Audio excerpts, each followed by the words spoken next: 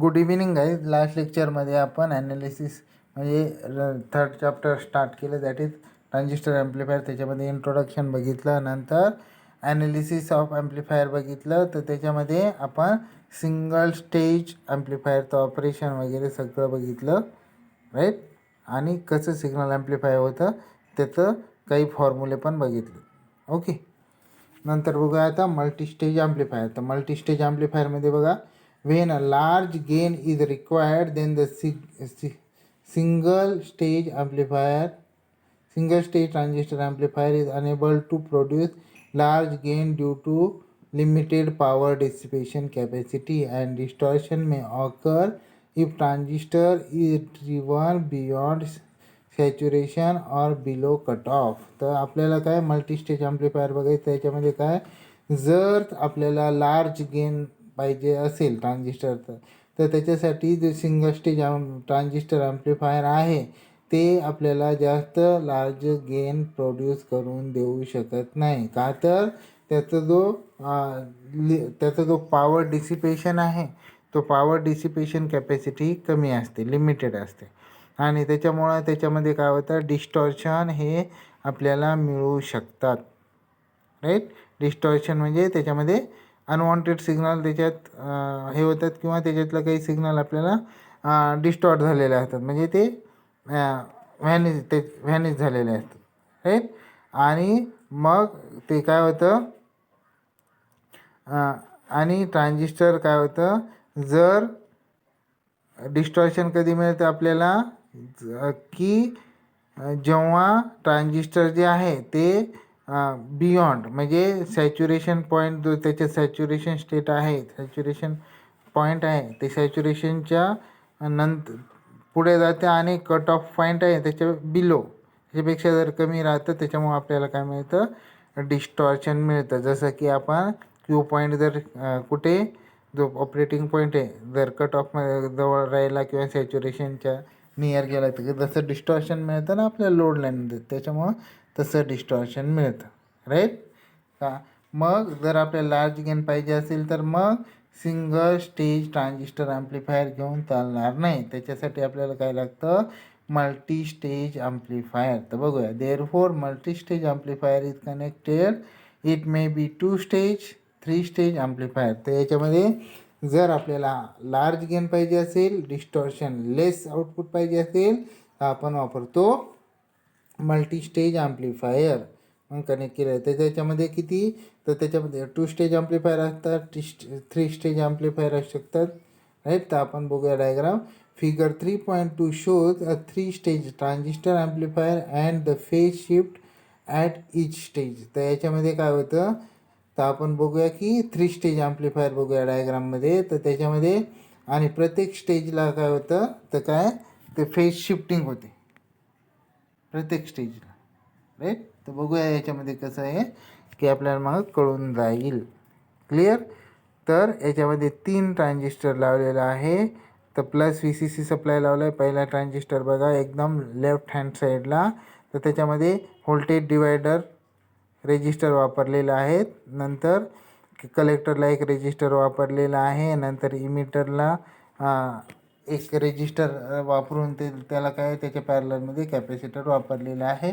आणि बेसला जो आहे, बेसला कोणता कपलिंग कॅपॅसिटर जोडून त्याला इनपुट सिग्नल दिलेला आहे. कसं, तो कपलिंग कॅपॅसिटर थ्रू बेसला. आणि कोणते ट्रान्झिस्टर वापरले, NPN ट्रान्झिस्टर, राईट. नंतर ते झालं, हे झालं single stage amplifier, right. Last time आपण जे बघितलं याचे, राईट, लास्ट लेक्चरमध्ये. नंतर तो जे पहिला जो ट्रान्झिस्टर ॲम्प्लिफायर आहे, तर त्याचा जो आउटपुट आहे तो कलेक्टरवरनं घेतलेला आहे. त्याचा जो आउटपुट आहे आपल्याला काय मिळतं, इनपुटच्या 180 डिग्री फेज शिफ्टमध्ये मिळतं, राईट. आणि ते किती, 1000 near equal to 1000 times greater than the 2000 time greater than the input signal, असं आपण लास्ट लेक्चरमध्ये बघितलं एक्झाम्पल घेऊन, राईट. तर आता त्याचा जो आउटपुट येणार आहे पहिल्या ट्रान्झिस्टर जो ॲम्प्लिफायरचा आहे, तो आउट ऑफ फेज असणारे इनपुटच्या, क्लिअर. नंतर ते जे आउटपुट आहे, तर ते कलेक्टर थ्रू घेतलेलं, मग त्याला एक काय केलं आपण, कपलिंग कॅपॅसिटर लावून दुसऱ्या ट्रान्झिस्टर नंतर जो ट्रान्झिस्टर वापरला आहे त्याच्या बेसला दिलेला आहे, कशा थ्रू, कपलिंग कॅपॅसिटर थ्रू. नंतर त्या ट्रान्झिस्टरचं जो कनेक्शन आहे ते पण काय आपण व्होल्टेज डिवायडर बायस वापरून केलेलं आहे. या R1 R2 ते कशाच्या म्हणजे ते लावलेलं आहे आणि त्याचा जो R1 R2चा जो मिडल पॉईंट आहे तो बेसला कनेक्ट केलेला आहे. नंतर सेम त्याचं कलेक्टरला एक रेजिस्टर वापरला आहे. नंतर इमिटरला काय केलं आहे, रेजिस्टर वापरून त्याच्या अक्रॉस पॅरललमध्ये कॅपॅसिटर वापरून ग्राउंड केलेलं आहे. आणि त्या म्हणजे सेकंड जो ट्रान्झिस्टर आहे सिंगल स्टेज ॲम्प्लिफायर, मग त्याचं जो आउटपुट असणार आहे तो जो पहिला इनपुट आहे ना तर त्याच्यासारखा असणार आहे. कारण पहिल्याचा जो आउटपुट असणार आहे पहिल्या ट्रान्झिस्टर ॲम्प्लिफायर सिंगल स्टेजचं ते आउट ऑफ फेज असणार आहे. मग ते आउटपुट आहे पहिल्याचं तो दुसऱ्याच्या इनपुटला दिलं आहे, म्हणजे तो आउटपुट ऑफ फेजवाला जर असेल, नंतर पुन्हा आपल्याला जो कॅपॅसिटर म्हणजे दुसरा जो ट्रान्झिस्टर आहे त्याच्या कलेक्टरच्या अक्रॉस जे आउटपुट मिळणार आहे ते काय त्याच्यामध्ये पण 180 डिग्री फेज शिफ्ट, म्हणजे पहिल्याचं आउटपुट आणि दुसऱ्याचं आउटपुट त्याच्यामध्ये 180 डिग्री फेज शिफ्ट असणार आहे इनपुट आणि आउटपुटमध्ये. ओके. नंतर काय केलेलं आहे, जो म्हणजे सेकंड ॲम्प्लिफायर आहे त्याचं आउटपुट कुठून कलेक्टरवरनं घेतलेलं आहे ट्रान्झिस्टरच्या. नंतर तो पुन्हा आपण कपलिंग कॅपॅसिटर वापरला आहे आणि त्या कपलिंग कॅपॅसिटर तो तिसऱ्या ट्रान्झिस्टरच्या बेसला दिलेला आहे. ओके. नंतर त्याला पण काय सिंगल स्टेज ॲम्प्लिफायरमध्ये कन्वर्ट करून काय केलं आहे, त्याच्यामध्ये व्होल्टेज डिवायडर रेजिस्टर वापरून ते बेसला दिलेलं आहे त्याचं कॉमन पॉईंट. नंतर कलेक्टरला एक रेजिस्टर वापरलेला आहे. नंतर इमिटरला रेजिस्टर वापरून त्याच्या अक्रॉस कॅपॅसिटर वापरून ते सगळे ग्राउंड केलेलं आहे. आणि नंतर पुन्हा लास्ट स्टेजमध्ये जो कॅपॅसिटर आहे कपलिंग कॅपॅसिटर लावून त्याच्या थ्रू आउटपुट घेतलेला आहे कोणाचं, तिसऱ्या ट्रान्झिस्टरचा कलेक्टरच्या म्हणजे कलेक्टरवर कपलिंग कॅपॅसिटर लावलं आहे आणि नंतर कलेक्टर आणि ग्राउंडमध्ये आउटपुट घेतलेला आहे. आणि पुन्हा जो सेकंड ट्रान्झिस्टरचा आउटपुट होता ॲम्प्लिफायरचा आउटपुट होता त्याचं आउटपुट आणि तिसऱ्या ट्रान्झिस्टरचा जो आउटपुट आहे त्याच्यामध्ये पण 180 डिग्री फेज शिफ्ट असणार आहे. प्रत्येक स्टेजमध्ये काय होते, फेजची शिफ्टिंग होते. राईट. पहिल्या स्टेपमध्ये 180 डिग्री फेज शिफ्ट, दुसऱ्या स्टेपमध्ये पहिल्याचं आउटपुट दुसऱ्याच्या इनपुटला दिलं, म्हणजे काय मग नंतर त्याचा जो आउटपुट आहे 180 degree phase shift with respect to output of first stage amplifier. Right. नंतर जो तिसऱ्याचा आउटपुट आहे तो 180 डिग्री फेज शिफ्टमध्ये असणार आहे with respect to output of second transistor. Clear. एवढं कळलं तुम्हाला. तर याच्यामध्ये बघा डॅश करून फर्स्ट स्टेज ॲम्प्लिफायर, पहिली स्टेज सेम टाईपचे ट्रान्झिस्टर आहे, नंतर सेकंड स्टेज, नंतर थर्ड स्टेज, म्हणून याला काय बोलतात 3 stage amplifier. Clear. Got it. तर बघूया आता त्याच्यामध्ये, म्हणून याला मल्टी स्टेज ॲम्प्लिफायर पण बोलतात. अरे तर मल्टी स्टेजमध्ये काय तर 2 स्टेज ॲम्प्लिफायर आलं, 3 स्टेज ॲम्प्लिफायर आलं, 4 स्टेज आलं, म्हणून मल्टी स्टेज ॲम्प्लिफायर थोडक्यात त्याला नाव दिलेलं आहे. क्लिअर. नंतर बघू the total gain of the 3 stage amplifier is calculated by the formula. तर आता याच्यामध्ये आपण जर सर्किट वापरलं multi stage amplifier 3 stage amplifier तर त्याच्यावरनं टोटल गेन आपल्याला कसं मिळतं, तर याच्यामध्ये फॉर्म्युला दिलेला आहे A total is equal to A1 multiplied by A2 multiplied by A3. तर त्याचं जे गेन आहे टोटल गेन ह्या 3 स्टेज ॲम्प्लिफायर तर ते काय मिळतं आपल्याला A1 multiplied by A2 multiplied by A3, म्हणजे A1 is the gain of first stage, A2 is the gain of second stage and A3 is gain of third stage. तिघांचं multiplication मिळून आपल्याला total gain of the amplifier मिळतं 3 stage ॲम्प्लिफायरचं. Okay. नंतर बघूया if gain A of the each stage is 100 and suppose the input voltage Vin is 1 microvolt then the total output. तर आता याच्यामध्ये बघा जर आपण जो गेन आहे ॲम्प्लिफायरचा प्रत्येक स्टेजचा सिंगल स्टेजचा सारखेच वापरले ना तिन्ही पण, तर त्याचा जर गेन असेल 100, right. Gain is the ratio, it has no unit, right.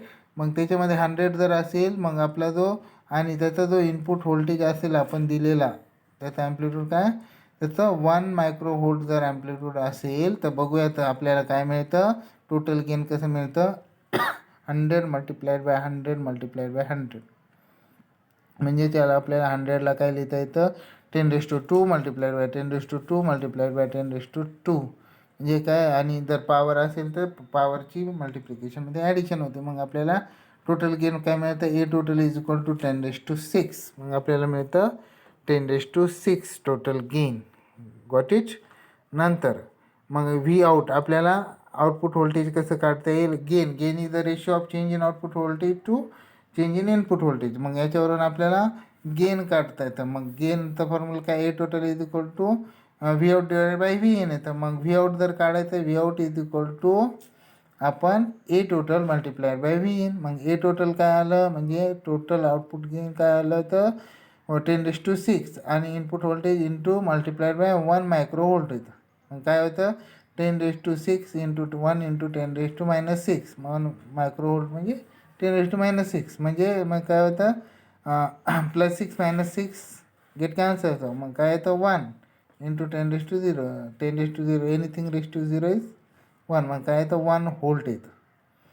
Clear. मग याच्यावरून काय येतं refer figure 3.2 each transistor produces 180 degree phase shift, then the total phase shift of 3 transistor 3 stage amplifier is. आता याच्यामध्ये बघितलं आपण जी डायग्राम बघितली तर प्रत्येक स्टेजमध्ये 180 डिग्री फेज शिफ्ट होती राईट. तर याच्यामध्ये बघा एका ट्रान्झिस्टरची 180 डिग्री फेज शिफ्ट, दुसऱ्या ट्रान्झिस्टरची 180 डिग्री फेज शिफ्ट, तिसऱ्या ट्रान्झिस्टरची 180 डिग्री. मग तिघांची ते 3 स्टेजमध्ये 180 डिग्री फेज शिफ्ट आली. मग ती टोटल फेज शिफ्ट किती येते बघूया इज इक्वल टू काय येतं 180 डिग्री 180 + 180 + 180.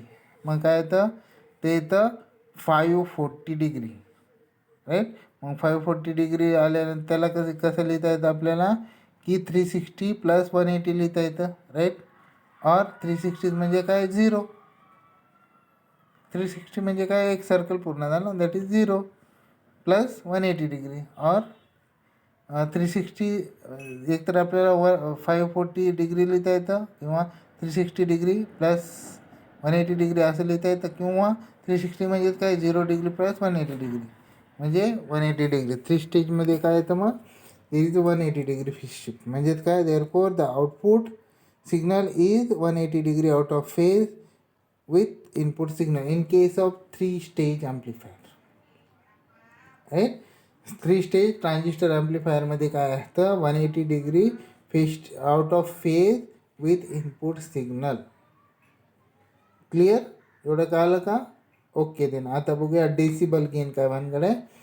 तर in case of the audio amplifier gain is calculated in terms of decibel, that is dB. The unit dB is a logarithmic because of ear's response is logarithmic. It means that when the intensity of the sound intensity is increased to 100 times, we hear its sound double, that is log 100 is equal to 2. It should be noted that the gain of the audio amplifier must be expressed in dBs. तर जे transistor ॲम्प्लिफायरचा जो gain आहे तो dBमध्ये का calculate करतात audio ॲम्प्लिफायरचा जो gain ते आपल्याला बघायचं. का तर जो युनिट dB आहे तो लॉगॅरिथमिक आहे राईट. कारण आपला जो एअर आहे तर एअरचा जो रिस्पॉन्स आहे तो लॉगॅरिथमिक आहे. म्हणजे काय it means that when the intensity of sound intensity increases to 100 times we hear its sound double. जर साऊंडची जर इंटेन्सिटी डबल म्हणजे 100 टाइम्स जर वाढत असेल राईट किती 100 टाइम्सने इन्क्रीज होत असेल तर आपल्याला काय जो साऊंड आहे तो डबल आपल्याला ऐकू येतो. म्हणून आपण काय घेतो लॉग 100 इज इक्वल टू 2. जर साऊंड एनर्जी जर 100 टाइम्सने इन्क्रीज होत असेल तर आपल्याला जो साऊंड आहे तो डबल ऐकू येतो म्हणून. क्लिअर. आणि ते इयरचा जो रिस्पॉन्स असतो साऊंड ऐकला तो लॉगरिथमिकमध्ये असतो. राईट. मग काय, मग log 100 इज इक्वल टू 2 येतं. राईट. मग बघूया. It should be noted that the gain of audio amplifier might be express in dB. म्हणून काय, आपण जे ऑडिओ ॲम्प्लिफायरचा जो गेन आहे तो डेसिबलमध्ये काउंट करतो, मेजर करतो, दॅट इज डीबी. मग फॉर्म्युला काय, व्होल्टेज गेन इन डीबी. मग व्होल्टेज गेन इन डीबी काय येतं, it is 20 log of VO divided by VI dB. Right. मग त्याचं काय येतं की व्होल्टेज गेनचा फॉर्म्युला काय येतं 20 log.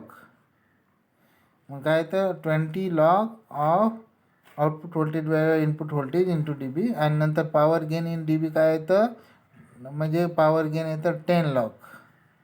पॉवर गेन येतं 10 log of output power divided by input power in dB. Right. याच्यामध्ये बघूया, पॉवरचं येतं 10 log P out divided by P in. आणि व्होल्टेज गेनचं येतं 20 log of output voltage by input voltage. नंतर in multi stage audio amplifier the overall gain is the sum of individual gain in dB.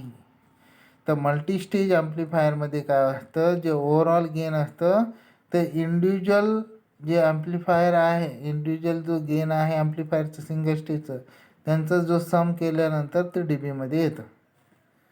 Right. तर multi stage ॲम्प्लिफायरचं overall gain, तर इंडिव्हिज्युअलचा जो gain आहे डीबीमध्ये त्याचं जर ॲडिशन केलं तर आपल्याला काय मिळून जातं की काय, in multi stage audio amplifier the overall gain is the sum of individual gain in dB. तर तिघांचं सम असतं की ओव्हरऑल गेन.